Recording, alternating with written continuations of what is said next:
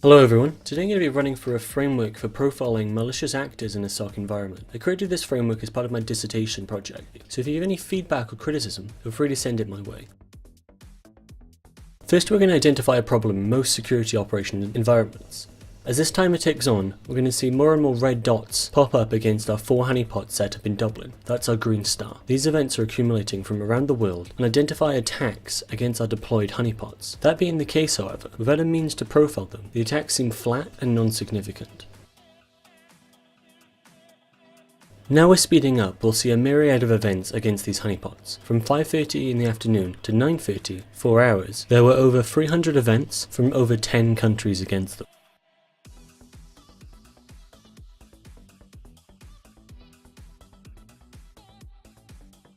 Today I'm going to run through a framework with a series of modules that we can use to add some meat to one of these malicious actors and start to build up an attack and offender profile. After viewing those attacks, the next day I came back and chose one of the top attacking IPs. This one so happened to originate from the US. Today I'll be using MHN, which stands for the Modern Honeypot Network. It's a great honeypot deployment tool that can be set up in under an hour. Here we can see all of the events from the IP, as well as other information paired with it. Next I'm going to move this data out into a spreadsheet. In a live environment, a tool could be used to process this data and run it through the module. However, for today, I'm going to be doing it by hand. We're going to be taking the time the event occurred, the source IP address, as well as the destination port and protocol.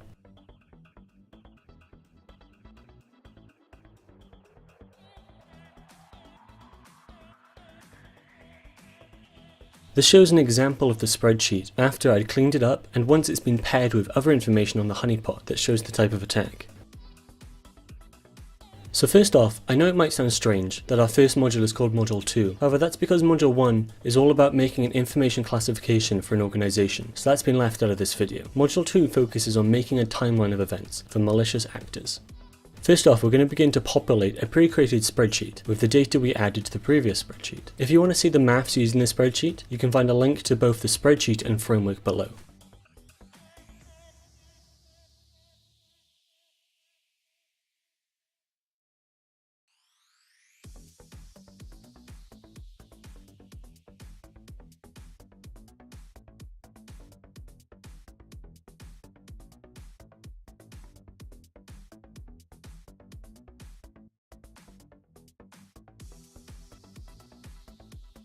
After creating a time frame and inputting when events occurred, we're left with a map of the traffic for the malicious actor. This shows when the malicious actor was active and when activity stopped. We can also see an example of this data paired with other attack data from the same malicious actor, and how this data allows us to see trends in their activities. Module 3 is all about defining the likelihood, the impact, and the risk of the event.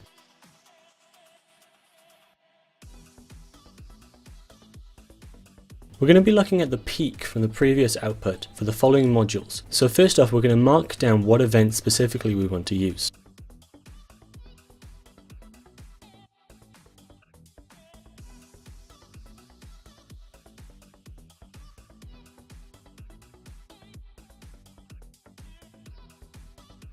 Next, we're going to use another pre-created spreadsheet and begin assigning values to a series of questions. More information can be found on exactly what each value signifies in the framework.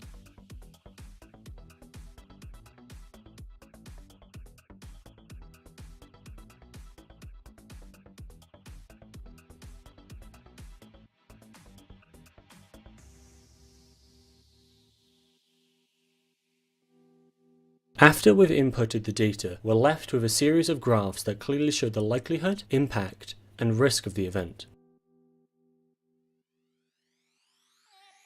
Module 4 is derived from a technique called the diamond model, and it's primarily used to clearly display a high-level information summary about the malicious actor. We're going to start this by altering a pre-created template that is broken up into 4 main sections, these being adversary, capabilities, victim, and infrastructure. As well as these, there is also a section for filling in additional information about the attack.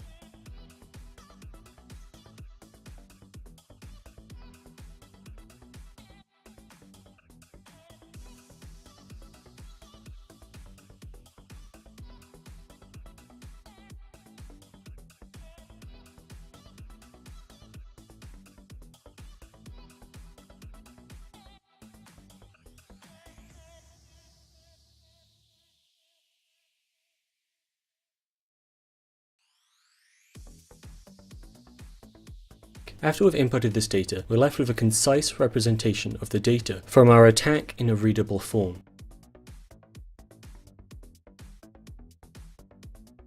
Module 5 is similar to Module 2 as it's based on a time frame. With Module 5 however, we're using a swim lane to show when the events entered a new stage of the attack. These stages are broken down into the following: research the target, test infrastructure for vulnerabilities, actively attack/exploit, and covering tracks and planting backdoors.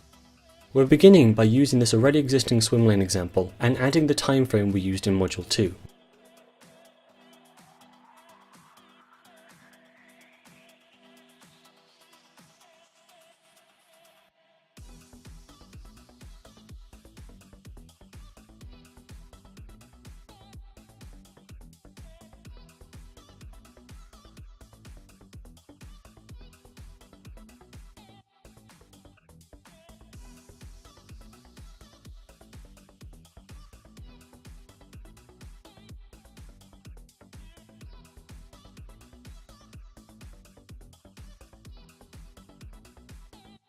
Next, after reviewing the attack data, we can see that the events from the malicious actor only fall into two main areas: the test infrastructure for vulnerabilities section and the actively attacking section. That being the case, these are going to be aligned with when they occurred.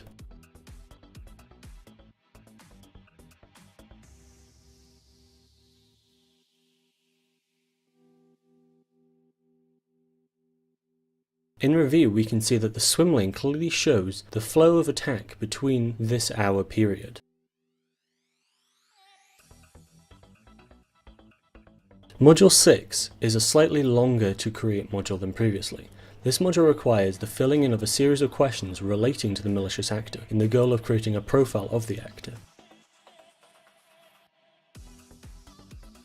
For a full list of the questions, you can find the template of the framework attached. They include questions such as: was the victim the only target of the attack? Did the malicious actors overcome any hurdles? And finally, with the knowledge of both of the attack and the target, will this malicious actor continue in the future?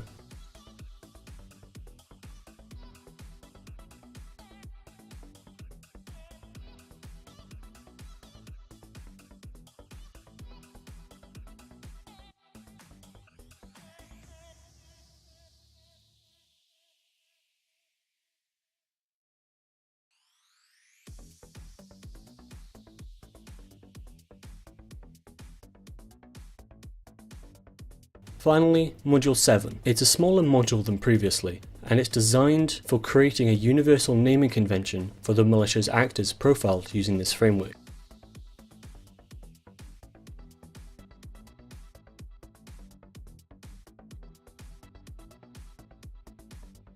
Again, we're going to take the data from the outputs of the previous modules and enter it into the template.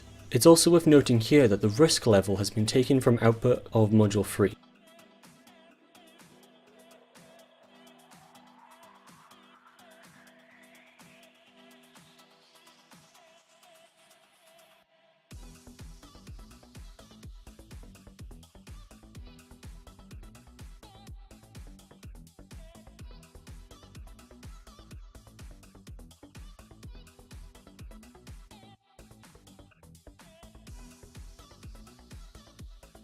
Afterwards, we're left with a name of US APR 46 and a condensed name of Green United States.